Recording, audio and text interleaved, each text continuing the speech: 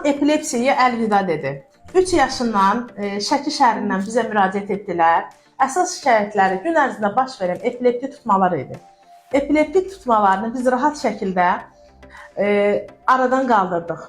Artıq 1 ildən çoxdur dərman qəbul etmir, heç bir epileptik tutması da yoxdur. Yəni bəzən valideynlər deyir ki, ay doktor, görəsən epilepsiya sağalırmı? Əlbəttə sağalır.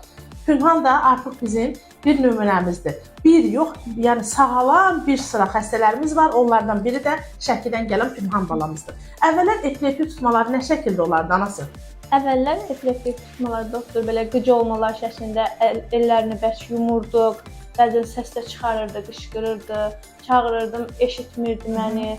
Belə 15 saniyə, 20 saniyə belə davam eləyirdi. Sonradan özünə gəlirdi də, yəni getdikcə daha da ağırlaşmağa başlayırdı. Ancaq müalicənin sayəsində çox şükür bugün epilepsiyadan xilas olduq. Siz inanırdınız ki, uşaq epilepsiyadan xilas olar, yoxsa ömür boyu deyirdiniz dərman qəbul edəcək? Əvvəl o qədər də inanmırdım. Bir sıra həkimlərin yanına getdik, dərmanları müalicəni davam etdirsək də heç bir xeyri olmurdu da.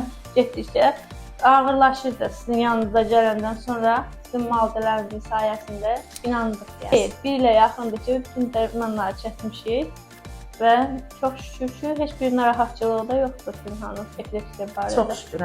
Bundan sonraki həyatında sağlam olsun, uğurlu yoluna davam etsin. Yəni sağalan şanslı xəstələrimizdən biri də Günhandır. Allah yolunu açıq etsin. Sizin sayənizdə hər çox sağ olun. Təşəkkür edirik.